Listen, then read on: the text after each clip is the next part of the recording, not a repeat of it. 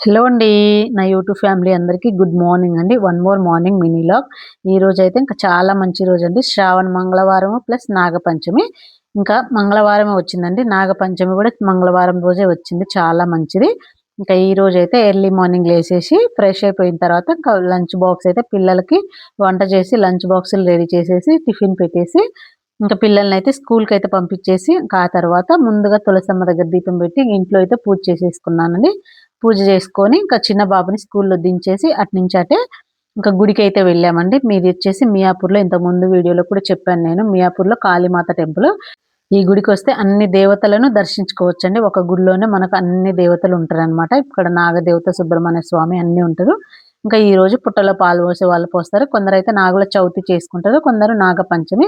ఇంకొందరైతే కార్తీక మాసంలో వచ్చే నాగుల చవితి చేసుకుంటారనమాట. మాకెళ్ళైతే నాగుల చవితి చేస్తారండి. ఇక్కడ చాలామంది నాగుల పంచమి చేస్తారనమాట. ఇంకా మీరందరూ గుడికి వెళ్లారో లేదో కామెంట్ బాక్స్‌లో కామెంట్ చేయండి. నచ్చితే లైక్